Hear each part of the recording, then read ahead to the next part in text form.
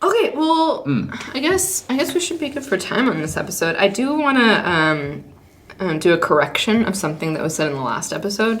What did we say? So yeah, we were talking about acceleration of Sugity X edition. No. It wasn't Frodo. It was about acceleration of Sugity. Frodo. We just did. It's Frodo. Only it's Frode. Yeah, we're gonna. Hi, Frode. It's like the Italian Frodo. When are we gonna get him in for a? Yeah. Come on. I'll figure something. We should have a call after in. E3. Yeah. We should call in after E3. Yeah, I'll worry about that after E3. So acceleration of Sugity X edition is actually the sequel to Sugity, which is the side-scrolling shmup. But the sequel is actually more of kind of a fighting shmup hybrid. Oh, okay. So hi Adam, hi Adam from Rock on Android. I just wanted to air that correction and make sure everyone knows. We talked about that last time. I do not remember that at all. We did. We gave away the codes. We were already quite drunk by that, right? Was I not listening? You were the one who said the codes. Actually. Really? Yeah. Right. You recited them. Yeah. I think I have a problem. Yeah. I have an alcohol problem. So we're going to take a little break. Coming up is the big monsters expose that you've been waiting for. And leading us into the break, we have Dive into PixelJunk Monsters, which is the lead track on the Dive into PixelJunk Monsters album from Autograph.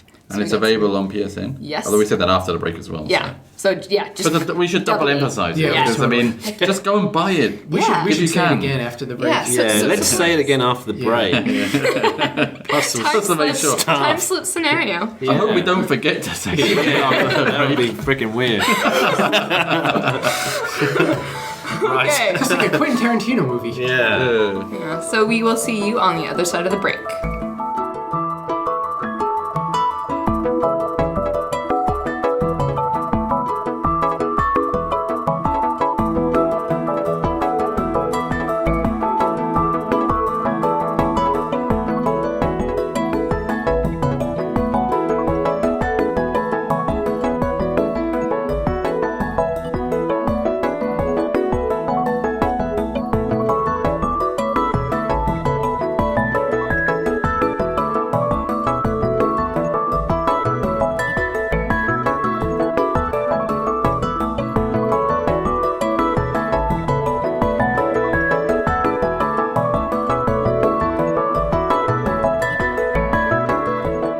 Okay, that was Dive into PixelJunk Monsters from the Dive into PixelJunk Monsters album. You can get that on the PlayStation Network, hopefully now.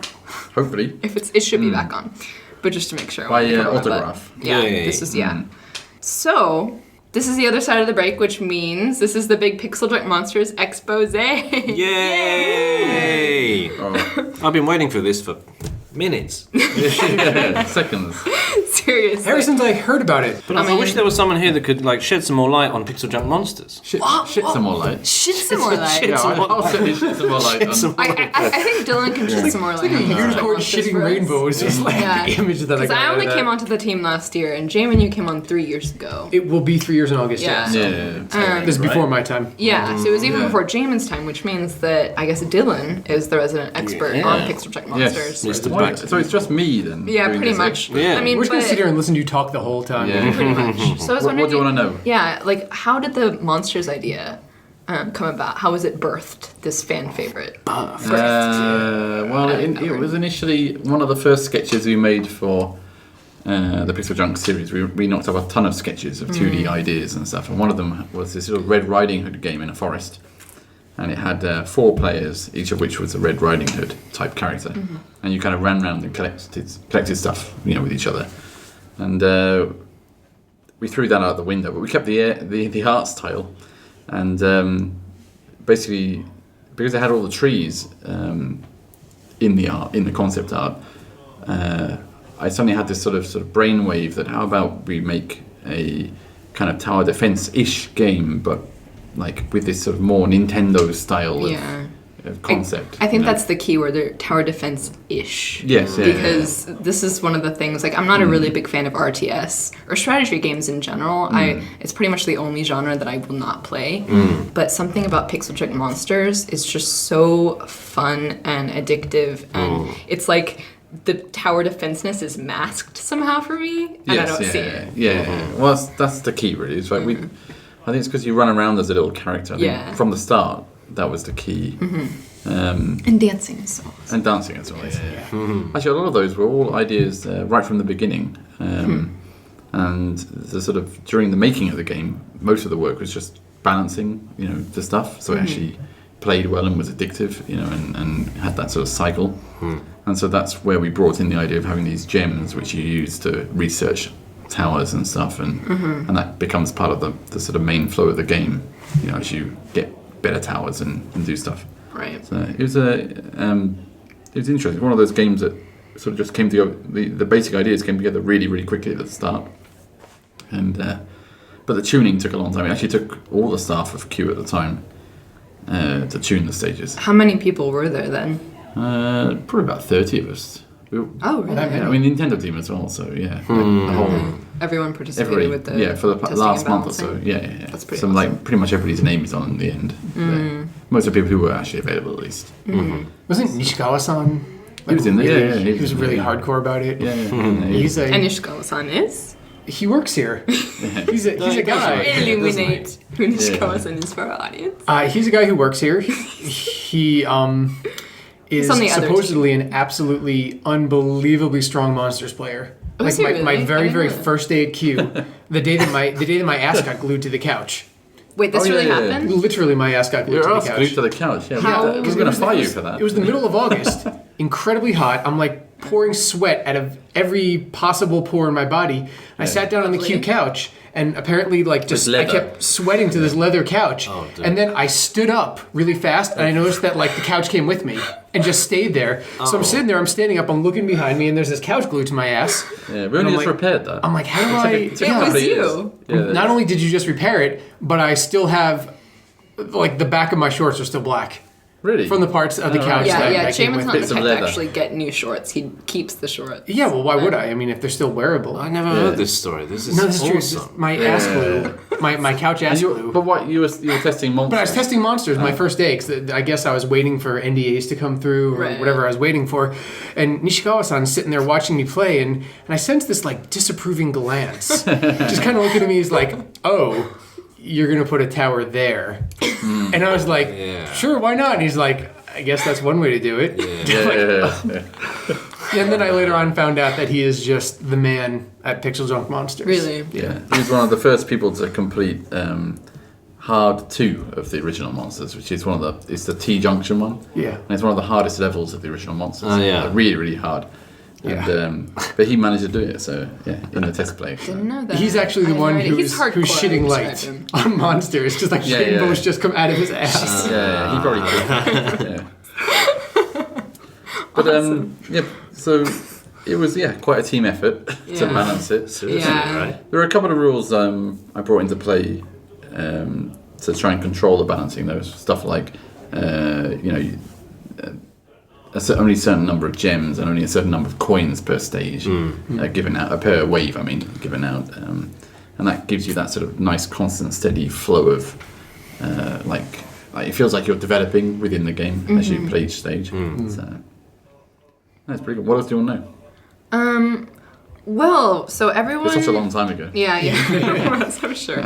I'm sure you have to dig back in the annals of your What? memory archives. Yeah, let's- Annals. let's- Annals. Right, okay, sorry, I thought this was Annals. a Back onto your Sister system. Back onto Yeah. the It's shitting of light. shitting of light in the annals of your memory archives. The annals of your back. Why do you think it all came together? I'm not saying it doesn't come together for Eden or Shooter, of course it does, but in this particular game, you just seem to be able to capture, people that don't play games, they try this, they love it. Guys, let's say, tell that, hey, get the girlfriend to play, check this out. They get hooked as a couple, they get hooked. How come you think this hit that particular? I think. Sweet spot. Yeah, well, I think one thing is just the tuning is very exquisite. I think, and that's just something you just have to keep trying at until you get it right. I mean, we got told the game was too difficult by Sony. Oh yeah. Yeah, they were saying no, you've got to make it easier. But the thing about that genre is that you have to make the game relatively difficult, or it's not addictive. Right. If you could just fly through each stage, you would never enjoy it as much as you do in its current state. Later on we added an easy mode with a patch, just in case people were having trouble. But even then, we didn't actually make it that much easier. We just made it just a touch easier. Right. It's not like it's not suddenly mega easy. It's just you can get a bit further into the game. Yeah. I forget what that sweet spot is called, but it's like if you put it on a graph to like the difficulty of the game versus like your enjoyment in it, there's a sweet spot that you have to try to go for. It can't be too difficult because otherwise people are just going to get really frustrated and give up and never return to it. But you can't have it be too easy because otherwise it's just it's not fun. Especially with this kind of game. This particular kind of game is a game which requires you to replay the same stage to enjoy it more. That's part of the fun. It's actually a game all about. It's kind of like housekeeping in a way because it's all about how to reduce your costs and your outlay. And so the entire game is about saving money as well as saving the children, which is kind of household duty as well. Yeah. We call them the chibico. Yeah, exactly. Yeah. And so you kind of have to. As you play each wave, you begin to get into this zone where you're just trying to use the minimum amount of towers and the minimum amount of gems and money to complete a particular wave as you go through. Well, that's only because you know that the bees are coming up and you need lasers. Well, that's it. So you have to save. So it's like a saving game. Yeah. So, yeah. That's really nice to hear about. I always like to hear the kind of the back. Yeah, I don't know, the thing that hooks you, right? That's kind of cool that it's economics. And it's economics. Yeah, it is. It's too fun. For someone that needs like saving and economizing, it's like it does become an addiction. Housewives. That explains exactly why I suck at this game. I just blow my wad. Whenever I've just got the money in there, I'm just gonna. It's all gone. I think that falls squarely into the too much information category. I think he meant money. So I think you're talking about economizing and how that There was something else I want to say about Monsters, but now I've forgotten.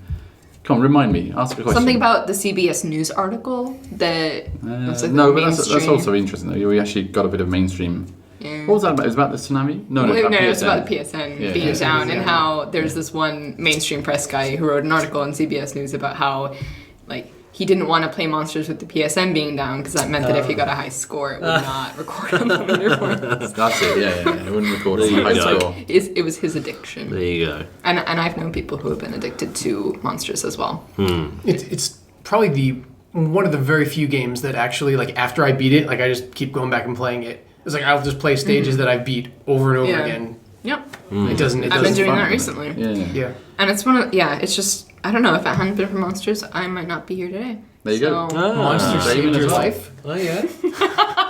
Monsters saved your life. Yeah. That's not what I meant. I meant here, Q Games, for the audience, for the young. Oh, I hope there aren't any young listeners out there. Might be. They should be.